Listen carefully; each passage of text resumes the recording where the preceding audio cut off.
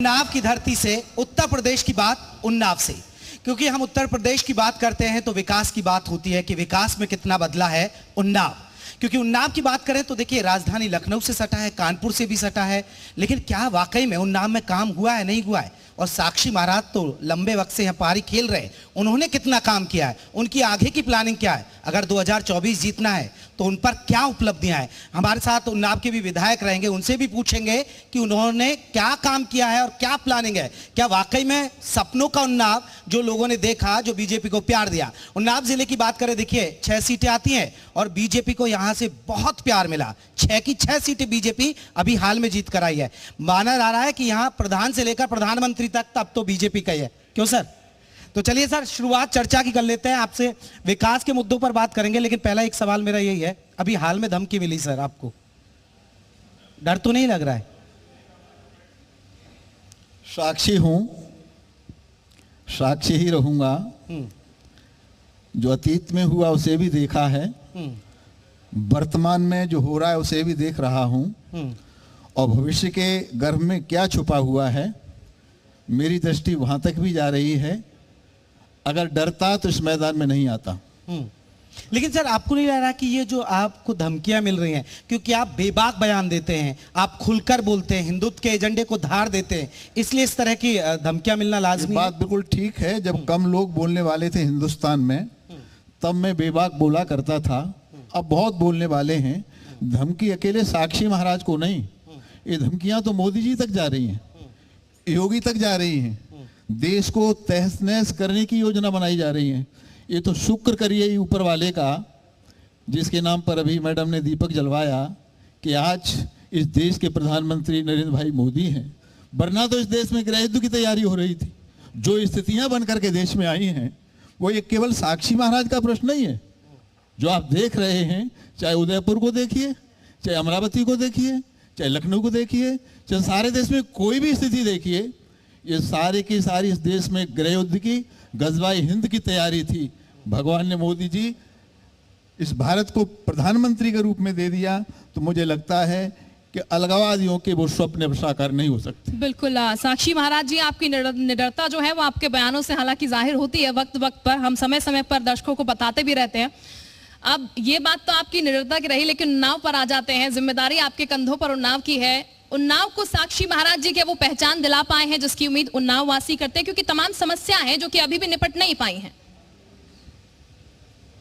मैं बहुत ही सौभाग्यशाली हूं कि कमल, कमंडल और तलवार की इस धरती का प्रतिनिधित्व करने का मुझे सौभाग्य प्राप्त हुआ।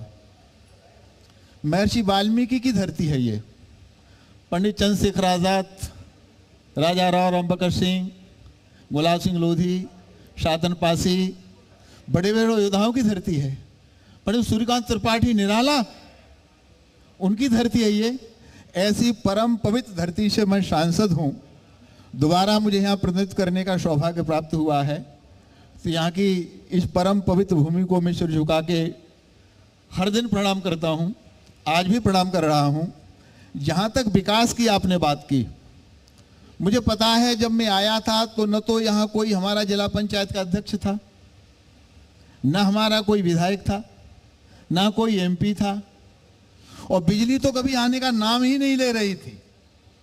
सड़कों में गड्ढों के अलावा कुछ नहीं था। और क्राइम, मोहरामा में एक दिन में 3 हत्याएं और कोई कार्रवाई नहीं होना। मुझे और मेरी जनता को गर्व तब होता है कि सारे हिंदुस्तान में PMJCY में जितनी भी सड़कें बनी, उसमें उन्नाव नंबर 1 पर है। आप उसका कहीं पता कर लीजिए इंटरनेट पर, हिंदुस्तान में उन्नाव प्रधानमंत्री सड़क योजना में नंबर 1 पर। तो मैं ये नहीं कहता कि इस श्रेय में लेके आया हूं, इसमें योगदान मेरे मुख्यमंत्री का है, मेरे प्रधानमंत्री का है, मेरी केंद्र सरकार का है। यस, मुझे मिला है कि मैं, क्योंकि मैं यहाँ का सांसद हूँ। लेकिन एक बड़ी बात है सर, आपने ठीक कहा, अभी हम शहर से गुजरे तो हम तो हिचकोले खाते आए सर। हाँ बिल्कुल, शहर में स्थिति कुछ विसंगतियां हैं। दूसरी पार्टी के चेयरमैन हैं, बहुत कुछ कहने के बाद भी वहाँ स्थितियां ठीक नहीं हो पा रही हैं। उसमें हमारे सदर विधायक हम सब लोग लगे हुए हैं। और चूंकि एक योजना हमारे यहाँ चल रही है, तो नगर पालिका सड़क ठीक करती भी है, पर वो जल निगम वाले उसे खोदते हैं। एक अमृत योजना के अंतर्गत हर घर को नल और उस नल में गंगा जल ये देने की हमारी योजना चल रही है। मुझे लगता है 1-1.5 महीने में हम ये जल हर घर तक पहुंचाने वाले भी हैं। तो विकास जब होता है तो थोड़ा बहुत गड्ढे में झटके खाने पड़ेंगे, हम भी खाते हैं, खाने पड़ेंगे। बिल्कुल साक्षी महाराज जी, आम जनता उम्मीद करती है ना कि हमें जो है बेहतर चीजें मिले, लेकिन जब डीएम साहब के घर के आगे पानी बढ़ जाए तो फिर आम जनता क्या उम्मीद करे? सर नहीं, आपकी बात बिल्कुल ठीक है कि अब इतनी बुरी स्थिति थी मैडम। NH-31 जो पीडी नगर से लालगंज को जाता है उसका बनाने का श्रेय हमें जा रहा है। वहां एक खूनी पुलिया होती थी सिकंदरपुर कंड पर, रोज 1-2 एक्सीडेंट होता था, उसका नाम ही खूनी पुलिया हो गया था। प्रयास करके रात रात में वहां बड़ा सा पुल हमने बनवाया और अब तो इतना बढ़िया रोड बन रहा है NH-31, मुझे लगता है उन्नाव का सबसे बड़ा होगा।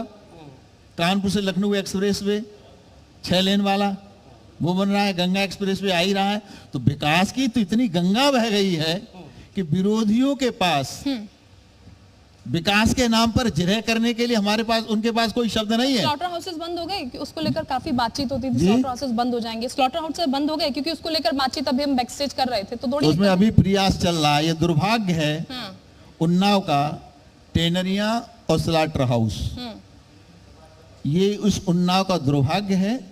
हम उस प्रयास में हैं, जरा लगे। उसी के कारण से मैं वन पर्यावरण भारत सरकार की कमेटी है, उस कमेटी को भी मैंने चयन इसलिए किया इस संदर्भ में कुछ कार्रवाई कर सकूं। कार्रवाई हुई है लेकिन पूर्ण रूप से उसमें अभी हमें सफलता नहीं मिली। साक्षी महाराज जी, ये ठीक है, सीवर की दिक्कत, पानी की दिक्कत हो सकता है एक सांसद के लिए ये बड़ी बात नहीं हो, वो तो हम पंकज जी से पूछ लेंगे क्योंकि वो भी हैट्रिक लगा चुके हैं। लेकिन एक बड़ा सवाल, मैं आपसे एक उपलब्धियों की बात करूं, 3 उपलब्धियां आप बता पाएंगे कि देखिए मैं ये डिग्री कॉलेज लाया, ये मेडिकल कॉलेज लाया, ये इंडस्ट्री लगा दी मैंने 2014 से लेकर अब 2022 हो गया, अब 2024 में जाएंगे, कि ये मेरी उपलब्धि है जिसे मैं कह रहा हूं। बयान तो आप बड़े देते हैं लेकिन बड़ी उपलब्धियां यहाँ उन्नाव के लिए। सर जब मैं आया था तो बिजली आने का नाम नहीं लेती थी, अभी भी कट बहुत हुए। अभी कल अभी सारे देश में किल्लत हुई है तो थोड़ी किल्लत हो गई है। मैं कल ही मुख्यमंत्री के साथ 1 घंटा बैठ करके आया हूं। तो बिजली की इतनी बढ़िया स्थिति हो गई, सड़कों की इतनी बढ़िया स्थिति हो गई, इतना विकास हो रहा है, इतना विकास हुआ है। तो इस विकास के बारे में तो अगर विकास न हुआ होता तो पंकज जी, मैं सांसद बना, पंकज जी यहाँ से विधायक बने, दोबारा फिर हमारे विधायक बने, अब तो 6 के 6 विधायक हैं। तो जनादेश बताता है हम सही रास्ते पर हैं कि नहीं, जनादेश बताता है सरकार सही रास्ते पर है कि नहीं, जनादेश बताता है कि विधायक सांसद सही काम कर रहे हैं कि नहीं कर रहे हैं। सर मुद्दे से आप दूसरा ले गए। आपको आश्चर्य होगा, मैंने डिग्री कॉलेज पूछा, मेडिकल पूछी, आपको आश्चर्य होगा अगर हमने अपनी जनता को खुश न किया होता तो जब से चुनावी प्रक्रिया शुरू हुई है हिंदुस्तान में, उन्नाव में इतना वोट किसी को नहीं मिला जितना वोट उन्नाव की जनता ने साक्षी महाराज को दिया। तो जनता के काम हो रहे हैं ना, जनता को विकास हो रहा है ना। जनता विपक्ष कहता है ना सर, विपक्ष कहता है कि ये तो हिंदू मुस्लिम करते हैं। जो आज तक हिंदू मुस्लिम करते रहे, जिन्होंने हिंदू मुस्लिम के नाम पर देश का बंटवारा किया और तुष्टीकरण के आधार पर कहां वोट है वहीं विकास करते रहे। जब मोदी जी आए तो सबका साथ, सबका विकास, सबका विश्वास, सबका प्रयास। अगर हमने सिलेंडर दिया तो हिंदू को भी दिया, मुसलमान को भी दिया, शौचालय दिया हिंदू को भी दिया, मुसलमान को भी दिया, घर दिया हिंदू को भी, मुसलमान को भी दिया, सड़क दी वो हिंदू के लिए बनाई, मुसलमान के लिए बनाई, आयुष्मान कार्ड दिया हिंदू को भी दिया, मुसलमान को दिया। तो बिना किसी भेदभाव के उत्तर प्रदेश देश में जो विकास के कार्य हुए हैं, इससे विपक्षियों के पैरों की जमीन खसक गई है। उनके पास कुछ नहीं रह गया, केवल सांप्रदायिक दंगे करवाने के अलावा, हिंदू मुस्लिम करने के अलावा और लोगों को बहकाने के अलावा। लेकिन साक्षी महाराज जी, विपक्ष तो ये भी कहता है ना, जब बुलडोजर चलता है तो फिर किस एक खास तबके पर बुलडोजर चलता है। नहीं, बुलडोजर तो जब कोई गलत काम करेगा नहीं, तो विपक्ष कहता है अगर बीजेपी के लोग हैं तो वहां बुलडोजर रुक जाता है, लेकिन अगर विपक्षी पार्टियों को लगे पर खास तबके के लोग हैं तो वहां बुलडोजर चल जाता है। ऐसी बात नहीं मैडम, मेरे पास शिकायतें आती रहती हैं। वो तो बुलडोजर अपना काम कर रहा है और मैं तो माननीय योगी जी से कल निवेदन करके आया हूं कि ये बुलडोजर रुकना नहीं चाहिए। अगर गलतियां आदमी करेगा तो बुलडोजर जरूर चलेगा। ठीक, तो ये हम मानकर चले विकास का और विनाश का दोनों ही बुलडोजर बीजेपी लेके चल रही है। नहीं, बीजेपी विनाश में विश्वास नहीं रखती है, विकास में विश्वास रखती है, एकात्म मानववाद में विश्वास रखती है, अंत्योदय में विश्वास रखती है।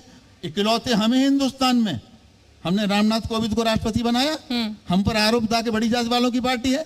इकलौते हम हैं, पहली बार आदिवासी किसी महिला को हमने राज्यपाल बनाया, और आज पहली बार आदिवासी किसी महिला को हम राष्ट्रपति बनाने जा रहे हैं।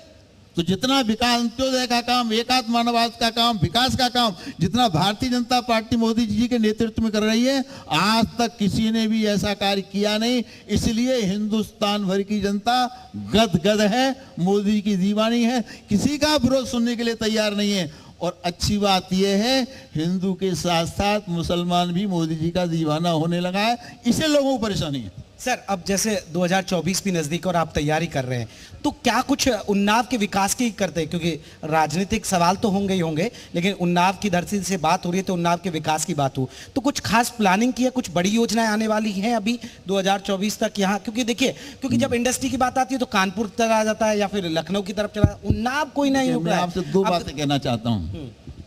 इस धरती पर लंका में जितना विकास था, उतना विकास कहीं 3 लोग 14 भवन में नहीं था। ये नीलम पहनो ना, इसकी तो भूमि थी, विद्रुम की दहेलियां थी, हीरे जवाहरात किवाड़ों में जड़े थे, समुद्र का परकोटा था, पर क्या हुआ? सोने की लंका का विकास। तो धरती का स्वर्ग कश्मीर, कोई कमी थी क्या? पर 1 मिनट नहीं लगा, और 1 मिनट में आदेश हो गया कि खाली कर दो कश्मीर को, और कश्मीर खाली कर दिया गया। हमारी सबसे बड़ी प्राथमिकता है जान माल की सुरक्षा की गारंटी देना। हमारी सबसे बड़ी प्राथमिकता है राष्ट्र की रक्षा करना। अगर जान माल की सुरक्षा ही नहीं होगी, जनता की सुरक्षा ही नहीं होगी, तो महल दुमहलों की क्या होगा? क्या हम दुबई बनाएंगे? सबसे पहले हम तुष्टीकरण किसी का नहीं करेंगे, न्याय सबको देंगे, और हिंदुस्तान में रहने वाले बिना भेदभाव के हर व्यक्ति के जान माल की सुरक्षा की हम गारंटी करेंगे। लॉ एंड ऑर्डर, इससे बढ़िया और कोई बात हो ही नहीं सकती। और जब से मोदी जी आए हैं, 8 साल हो गए, योगी जी दोबारा आए हैं, कल 100 दिन पूरे किए हैं, एक भी सांप्रदायिक दंगा दिखा दीजिए ना हिंदुस्तान भर में। कोई सांप्रदायिक, रोज तो सांप्रदायिक दंगा होते थे, रोज तो घोटाले होते थे, रोज तो आप तो ये टीवी चलाते रहते थे, घोटाले पर घोटाला, घोटाले। अब तो नहीं, 1 पैसे के घोटाले की बात केंद्र और हमारे प्रदेश के किसी MLA, किसी MP, किसी मंत्री कोई आरोप नहीं लगा सकता। क्यों? हमारी प्रदेश की सरकार ने, केंद्र की सरकार ने अपना पूरा का पूरा पैसे, वो लोग प्रधानमंत्री होके ये कहते थे हम भेजते तो रुपया है, लेकिन पटना तक पहुंचते पहुंचते वो 15 पैसा रह जाता है, 85 तो बीच में खर्च हो जाता है। अब तो 2000 डालते हैं, घटाक से 2000 पहुंचता है, जो भेजते हैं सारे का सारा पहुंचता है। तो ये इतनी बड़ी उपलब्धि है, इसकी प्रशंसा करी जानी चाहिए। और मैं आपके चैनल से भी ये अपेक्षा करूंगा इस हकीकत को आप दिखाने का काम। मैं सर वही बात कह रहा हूं, मैं तारीफ करता हूं, लॉ एंड ऑर्डर सुधरा हम जगह जगह, और इसलिए जनता ने योगी सरकार को दोबारा मौका दिया, योजनाएं पहुंच रही हैं धरातल पर। मैं फिर उन्नाव के विकास पर आता हूं, क्योंकि आप देखिए हिंदुत्व के बड़े चेहरे, तो हिंदुत्व की बातों पे ज्यादा आप फोकस कर रहे हैं, लेकिन मैं आपको लेकर आ रहा हूं उस ट्रैक पर कि उन्नाव में कितनी मूलभूत सुविधाएं, शहर का जाम है, पानी अभी तक लोग गंदा पीने के लिए मजबूर है, पानी अच्छा नहीं है, यहाँ सीवर लाइन की व्यवस्थाएं चरमरा जाती हैं, यहाँ पर औद्योगिक इकाइयां इतनी डेवलप नहीं हो रही हैं। इस इशू पर भी तो आप थोड़ा डंके की चोट पर बात करें ना। या तो मैं समझा नहीं पा रहा, हाँ। या आप समझने का प्रयास नहीं कर रहे। नंबर 1, जो हिंदुत्व शब्द है ना, ये हिंदुत्व नहीं है, ये राष्ट्रवाद है। सच्चा हिंदुत्ववादी वही है जो राष्ट्रवादी है। हम उस संगठन से आते हैं, तेरा वैभव अमर रहे, माँ हम दिन 4 रहे न रहे। हम जाति की राजनीति करने वाले लोग नहीं हैं, हम पार्टी की राजनीति करने वाले लोग नहीं हैं, हम परिवार की राजनीति करने वाले लोग नहीं हैं, हम राष्ट्र की राजनीति करने वाले लोग हैं। और ये अच्छी बात है, इसलिए लोग रो रहे हैं, चिल्ला रहे हैं, परेशान हो रहे हैं कि मोदी जी के इस कालखंड में जाति की राजनीति समाप्त हो गई, परिवार की राजनीति समाप्त हो गई, तुष्टीकरण की राजनीति समाप्त हो गई। लेकिन सर जहां तक विकास का आप पर भड़काऊ बयान के आरोप लगाता ना कि आप तीर कमान रखिए, आप घरों में, क्योंकि पुलिस मदद करने नहीं आएगी, आप तैयार रहिए, कभी भी आप पर लोग हमला कर, अब इस तरह के बयान देंगे तो सर फिर तो आप पर भड़काऊ बयान के आरोप लगाता है। गलत कहते हैं। जो 5 लाख लोग कश्मीर से भगाए गए थे, अगर 5,000 के हाथ में भी कोई हथियार होता तो ऐसे तो नहीं भागते, कुछ तो प्रयास करते। तो मैं फिर दोहराना चाहूंगा बिना शंका के कि आत्मरक्षा करने का हर एक को अधिकार है, इसलिए अपनी सुरक्षा का सबको इंतजाम करना चाहिए। पुलिस आएगी तब तक देर हो गई होगी। अगर एकदम आक्रमण होता है तो उस आक्रमण से बचने के लिए अगर हम तेल मालिश कर रहे हैं, पहलवानी कर रहे हैं, कोई कहिए क्यों कर रहा है, हमें मारना चाह रहे, तुझे क्या मारना चाहते, हम तो अपने स्वास्थ्य को ठीक कर रहे हैं। तो अगर हम अपनी सुरक्षा की कोई व्यवस्था कर रहे हैं, इसमें पड़ोसी को परेशानी नहीं होनी चाहिए, किसी जाति समुदाय धर्म के लोगों को परेशानी नहीं होनी चाहिए। अगर हम किसी पर हमला करें मैडम, अगर हम किसी पर हमला, आज तक हमने किसी पर एक कंकर भी चलाया हो, हमारे मठ से, हमारे मंदिर से, हमारे गुरुद्वारे से किसी ने एक फूल भी किसी के ऊपर फेंका हो, हमारे ऊपर पत्थर फेंके जाते हैं, गोले फेंके जाते हैं, पत्थर बरसाए जाते हैं, उसके बाद ही हम सहनशील हैं। तो हमारी सहनशीलता को हमारी कमजोरी नहीं समझा जाना चाहिए, मैं ये कहना चाहता हूं। उदयपुर की घटना को आप कैसे देखते हैं, क्योंकि ये तो बहुत ही दिल दहला देने वाली घटना आई और कांग्रेस का वहां राज। जो मैंने कहा था, अचानक ये घटना नहीं घटी उदयपुर की। मैं माननीय सुप्रीम कोर्ट का हृदय से बहुत धन्यवाद करता हूं, सम्मान करता हूं, लेकिन कमेंट से सहमत नहीं हूं। नूपुर के बयान के कारण नहीं थी उदयपुर की घटना। वो 26/11 तो कब से लिया गया था 5,000 रुपया देके, वो मानसिकता क्या थी। खंजर तो कानपुर से गया था, तरासा कानपुर में गया था। तो जहां आप बैठे हैं ये आतंकियों का गढ़ है, कानपुर आतंकियों का गढ़ है। मैं एक एक संगठन का कल मुख्यमंत्री जी को नाम देकर के आया हूं। उन आतंकी संगठनों पर प्रतिबंध लगाने की आवश्यकता है इस देश में। अब विकास की बात तो हम लोग विकास को लेकर तो आगे बढ़ रहे हैं, मोदी जी ने ऐसा महामंत्र दे दिया है। तो लोगों को केवल देश में अशांति फैलाने के अलावा, आपस में लड़ाई झगड़ा करने के अलावा, उदयपुर की घटना घट गई, अमरावती की हो गई, कमलेश तिवारी की लखनऊ में हो गई, अब किसी बड़े को, कोई साक्षी महाराज हो सकते हैं, कोई और भी हो सकता है। मतलब कुल मिला के देश में अशांति फैलाना, दंगा फैलाना और मोदी का जो प्रभाव है उसको कम करना, ये कुछ लोगों का एजेंडा है। इसके लिए विदेश से भी पैसा आ रहा है, यहाँ की पार्टियां भी उसमें सक्रिय रूप से लगी हुई हैं। मेरा सीधा आरोप है उदयपुर की घटना 26/11 खंजर और फिर पड़ोस, किस पर विश्वास करें। इसके बारे में तो मुसलमानों को आंदोलन करना पड़ेगा। मुसलमानों की विश्वसनीयता घटी है, किस मुसलमान से बात की जाए, कैसे पास में बैठाया जाए। जो उदयपुर का व्यक्ति था वो तो गहरा मित्र था, अमरावती में मारने वाला जिगरी यार था, कमलेश तिवारी को मारने वाला भी उनका यार था, और वो तो पार्टी का सदस्य भी बन गया था अमरावती वाला। कानपुर कनेक्शन भी निकले, मदरसों को भी लेकर सवाल उठते हैं कि मदरसों में भी कहीं ना कहीं कनेक्शन सामने आ जाता है। इस तरह की बिल्कुल आपकी ठीक है। मैं तो फिर आप इसको चलाएंगे मेरी लाइन को। मुझे लगता है कि जिस मस्जिद से निकलने के बाद पत्थर फेंका, लाइव चल रहे हैं आप, लाइव कोई परेशानी है, जिस मस्जिद से निकलने के बाद लोग पत्थर फेंकते हैं उस इमाम को जेल होनी चाहिए और मस्जिद पर परमानेंट ताला होना चाहिए। और जितने मदरसे चल रहे हैं इन मदरसों का सर्वे होना चाहिए कि बच्चों का भविष्य बिगाड़ा जा रहा है या भविष्य बनाया जा रहा है। आतंकी शिक्षा तो नहीं दी जा रही। और ये कई देश इसमें विश्लेषण कर चुके हैं। तो मेरा मानना भी ये है कि हिंदुस्तान के अधिकांश मदरसे आतंक का अड्डा है। ठीक, साक्षी महाराज जी, जिस तरीके से राष्ट्रवाद की बात आप कर रहे हैं, राष्ट्रवाद को लेकर लगातार बातें हो रही है, लेकिन जिस तबके की हम बात कर रहे हैं, मुस्लिम कम्युनिटी की हम बात कर रहे हैं, मुस्लिम कम्युनिटी बार बार ये बात कहती है, कई बार ये बातें चीजें निकल कर आती है सामने कि आप हिंदू राष्ट्र से बनाना चाहते हैं। कई बार ऐसी चीजें सामने निकल के आती है कि डर का माहौल जो है बीजेपी की तरफ से क्रिएट किया जा रहा है। तो सर, उस विशेष तबके को बीजेपी क्यों भरोसे में नहीं ले पा रही है? राष्ट्रवाद की अगर बात हो रही है, क्योंकि आप कहते हैं हम किसी में भेदभाव नहीं करते, हम दोनों को साथ लेकर चलते हैं। अगर हम विश्वास में न लेते तो सबका साथ, सबका विकास, सबका विश्वास, सबका प्रयास, ये नारा क्यों देते? सबका विकास क्यों? मैडम, इकलौते धरती पर हमें इकलौते, आप ढूंढ के ले आइए दूसरा। हम कहते हैं सर्वे भवन्तु सुखिनः सर्वे सन्तु निरामया सर्वे भद्राणि पश्यन्तु मा कश्चित् दुःखभाग् भवेत्। हम कहते हैं विश्व का कल्याण हो, अकेले हम हैं जो कहते हैं प्राणियों में सद्भावना हो। धरती पर कोई ढूंढ के लाएंगे आप क्या? किसी राष्ट्र को ढूंढ के ले आइए जो अपने मन से ऐसे नारा लगता हो विश्व का कल्याण हो। अकेले हम हैं जो विश्व के कल्याण की बात करते हैं। अगर विश्व के स्वास्थ्य की चिंता की तो अकेले मोदी जी ने चिंता की, तभी तो हमने 21 जून को योगा डे तय किया और विश्व ने हमारी बात को मान लिया। भारत विश्व का नेतृत्व करता रहा है और मुझे लगता है माननीय अमित शाह जी ने कहा है थोड़ा धैर्य धारण करिए, ये भारत फिर विश्व का नेतृत्व करेगा और विश्व का नेतृत्व करेगा तभी विश्व में शांति होगी और विश्व में शांति लाने के लिए जिन जिन उपायों की आवश्यकता होगी वो किए जाएंगे। सर आपने जिक्र किया